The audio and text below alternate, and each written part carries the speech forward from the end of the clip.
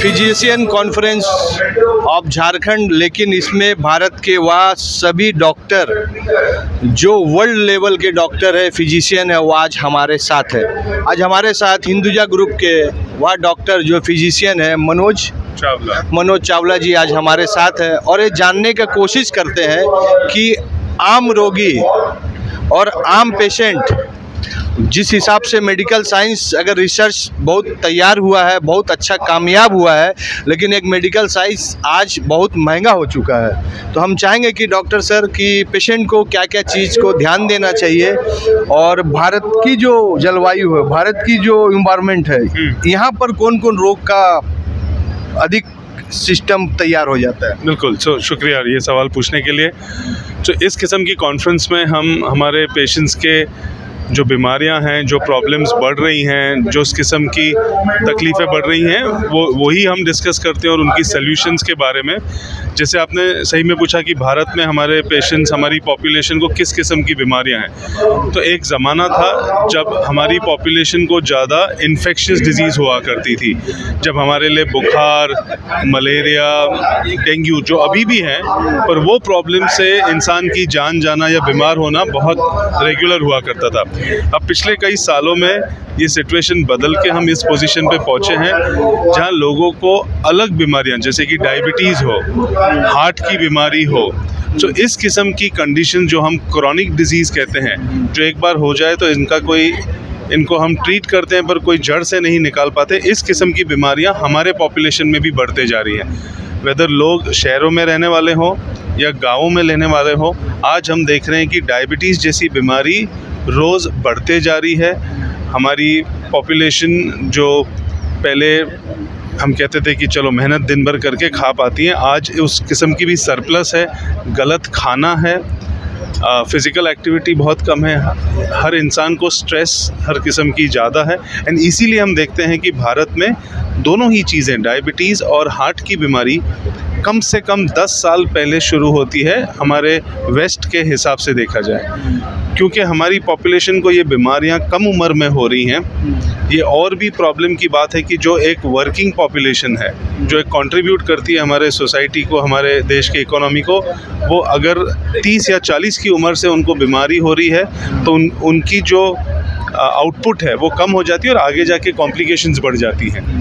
Sir बात होती है कि सर की जो तैयारी, एक तो डॉक्टर, अच्छे डॉक्टर भी सलाह देते हैं कि आप कुछ ऐसा काम ही मत कीजिए कि डॉक्टर के पास आए, और दूसरी चीज़ की सर कि क्या कारण है कि आदमी जो बच्चे हैं, जिसको हो चुका उनको तो नहीं ठीक किया जा सकता, लेकिन जो बच्चे हैं, क्योंकि हमारे भी बच्चे हैं, वो फिजिकल एक्टिविटी कम करते हैं, मोबाइल में अधिक, तो फिजिकल तो उनका हाइट भी रुक जाता है। और तो बच्चे को हम लोग पेरेंट्स क्या चीज़ को उनको गाइडलाइंस करना चाहिए कि उनका फिजिकल एक्टिविटी सही रहे। ये सवाल आपका बहुत बढ़िया है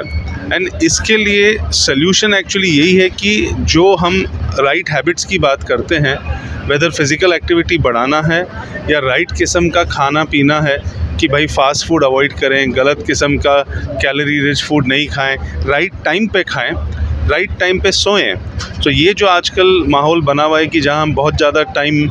स्क्रीन के सामने गुजारते हैं, वेदर मोबाइल फ़ोन हो या लेट तक हम टीवी और प्रोग्राम्स देखे जा रहे हैं, इस सब चीज़ का परिणाम इंसान के मेटाबॉलिक हेल्थ पे होता है। एंड इसीलिए जब ये सीख आज हम स्कूल्स में बच्चों को देते हैं,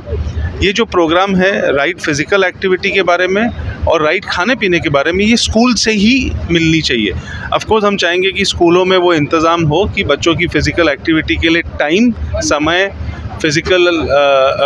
एक्टिविटी के लिए अच्छी तरह से दिया जाए, और जो बाकी हैबिट्स हैं जब हम बच्चों को सिखाते हैं, इनफैक्ट हमने ये देखा कि बच्चे जाके घर पे अपने माँ बाप को टोकते हैं गलत खाने के बारे में या गलत हैबिट्स के बारे में। तो वो जो बदलाव हमें लाना है हमारी पॉपुलेशन में भारत में, वो हमें स्कूलों के द्वारा बच्चों के नॉलेज के और उनके एजुकेशन और ट्रेनिंग के द्वारा बड़ों में उसको ले आना है। सर एक दो सवाल, बहुत इम्पोर्टेंट सवाल है कि भारत में सर जो आप जैसे डॉक्टर और बहुत बड़े बड़े ग्रुप, कल तक हमारे जो पेशेंट थे विदेश के ऊपर डिपेंडेंट थे, कोई भी इलाज करने के लिए अमेरिका जाते थे, लेकिन आज वो चीज़ दौर एकदम पूरी तरह, भारत में बहुत मेडिकल टूरिस्ट आ रहे हैं, साउथ में, आपके महाराष्ट्र में, बॉम्बे में बहुत बड़े बड़े हॉस्पिटल। तो सर हम लोग का जैसे झारखंड हो गया या दूसरे स्टेट हो गया जो पुअर है, जिसमें हेल्थ इंफ्रास्ट्रक्चर उतना अच्छा नहीं है, तो क्या सर इसमें और इन्वेस्टमेंट की ज़रूरत है और इसमें बड़े बड़े ग्रुप की आने की ज़रूरत सो आई थिंक बिल्कुल, क्योंकि जहाँ तक मेरी समझ है कि हेल्थ जो एक चैप्टर है वो स्टेट का चैप्टर होता है, हेल्थ प्रोवाइड करना हर पॉपुलेशन को, पर इवन प्राइवेट हेल्थ सेक्टर में एक इन्वेस्टमेंट करके वो फैसिलिटी प्रोवाइड करने से आपकी पॉपुलेशन को, ना खाली आपकी पॉपुलेशन को वो सुविधा मिलती है कि बेस्ट ऑफ हेल्थ केयर आप वहाँ पे प्रोवाइड कर रहे हैं, पर जैसे आपने राइटली कहा ये एक मेडिकल टूरिज़्म का भी अपॉर्चुनिटी हो जाती है। तो अगर आज लोग मुंबई आते हैं या साउथ आते हैं या दिल्ली आते हैं बेस्ट ऑफ ट्रीटमेंट के लिए, उन्हें पता है कि भारतीय डॉक्टर की क्या वैल्यू है, किस किस्म का इलाज और केयर यहाँ पे भारतीय डॉक्टर्स और नर्सेज करते हैं। कई जगहों पे जहाँ पे वेटिंग पीरियड ज़्यादा है, जैसे हम यूरोप और यूके देखें, वहाँ पे इनफैक्ट गवर्नमेंट से मिल जाता है, पर उनकी वेटिंग पीरियड 6-6 महीने होती है ऑपरेशन कराने के लिए। कई लोग प्रेफर करते हैं कि आके भारत में आके, इंडिया में आके वो इलाज करके जाए। कॉस्ट भी उनके लिए रीज़नेबल हो जाता है और वो करवा पाते हैं, बेस्ट ऑफ ट्रीटमेंट करवा पाते हैं। तो अगर झारखंड में भी इस किस्म की सुविधा, and I am very sure कि यहाँ की गवर्नमेंट को भी वो चीज़ की आइडिया है, एंड बहुत जल्दी हम देखेंगे कि जैसे बाकी इंफ्रास्ट्रक्चर बिल्डअप हो रहा है, एक medical and medical tourism infrastructure भी डेफिनेटली यहाँ पे बिल्डअप होगा। कई डॉक्टर्स जो झारखंड के हैं वो भी खुद प्रेफर करते हैं कि हम वापस घर आके, भली ट्रेनिंग के लिए कहीं पे गए हों, कि हमको यहाँ पे सुविधा मिले तो हम यहाँ के आके हमारे स्टेट में काम करें और हमारे लोगों को सुविधा दें। होपफुली ये चीज़ हम आगे बहुत जल्द में देखेंगे। सर ये अंतिम सवाल और बहुत इम्पोर्टेंट सवाल कि इन्फ्लेशन और महंगाई बहुत बढ़ चुकी है, तो आम जो रोगी होता है, जिसे आप आम भाषा में आम व्यक्ति भी बोल सकते हैं, डॉक्टर पे सब उसको पेशेंट बोलते हैं, लेकिन सर वह कैसे करके वह मेडिकल फैसिलिटी को, मेडिसिन हो गया, डायग्नोसिस हो गया, जैसे मैंने पहले ही कहा कि जो हेल्थ है वो एक स्टेट चैप्टर होता है, एंड हर स्टेट, झारखंड हो, महाराष्ट्र हो, गुजरात हो, ये सब स्टेट्स फैसिलिटी तो प्रोवाइड करते हैं। हर एक आम आदमी आज अगर जाना चाहे तो वो उनके लिए स्टेट फैसिलिटी होती है, पर हाँ हमारे यहाँ पे एक ड्यूअल सेटअप होता है कि आपकी एक स्टेट या गवर्नमेंट या म्यूनसिपैलिटी की फैसिलिटी होती है और एक प्राइवेट फैसिलिटी भी होती है।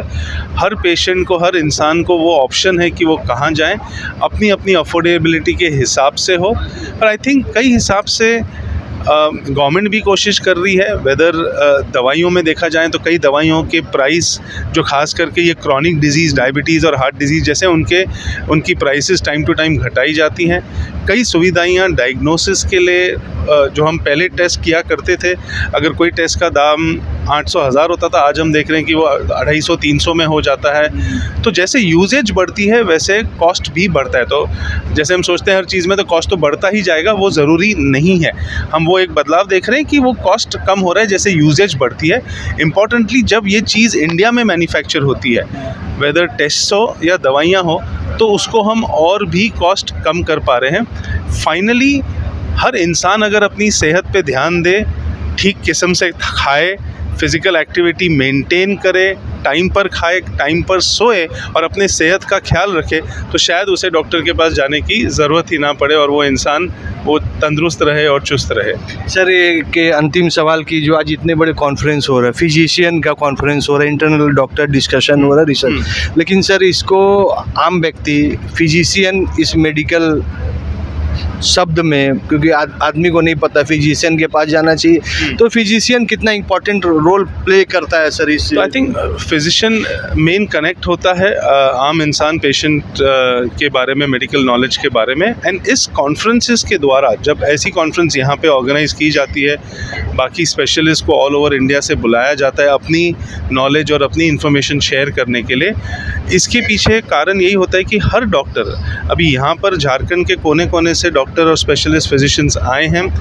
कई जो ऐसे ग्रामीण जगहों में काम करते हैं वो भी डॉक्टर्स आए हैं, ताकि उन्हें भी पता चले कि क्या एडवांसेस हो रही है, क्या नए सॉल्यूशंस आ रहे हैं, किस किस्म के इलाज वो अपने पेशेंट्स को प्रोवाइड कर सके, ताकि ये डॉक्टर आगे जाके अपने लोकल डॉक्टर्स को भी ये ज्ञान बांट सके और इवेंचुअली पेशेंट्स के सुधार के लिए, पेशेंट्स के क्वालिटी ऑफ लाइफ में सुधार आए, उसके लिए इन चीज़ों का यूज़ आगे कर सके। यह कॉन्फ्रेंस भले ही डॉक्टर के इंटरनल है, लेकिन इसमें डॉक्टर के जो भारत के जो विदेश से जो प्रैक्टिस करके आए वह भी आए हैं, और भारत के जो बड़े बड़े डॉक्टर वह भी आए जिन्होंने अपना एक्सपीरियंस शेयर किया। और हमें लगता है कि यह जो एक्सपीरियंस शेयर किए, हमें लगता है कि यह आम पब्लिक के लिए बहुत ही नॉलेजफुल बात है कि आप अपने आप को सुधरिए, नहीं तो बीमारी आपको अपनी हवस में ले लेगा और उसके बाद आपका क्या होगा वो आप ही जिम्मेवार है। एडी लाइव का वीडियो को लाइक कीजिए, चैनल को सब्सक्राइब कीजिए। एडी लाइव की पूरी टीम की ओर से सभी को धन्यवाद। जोहार।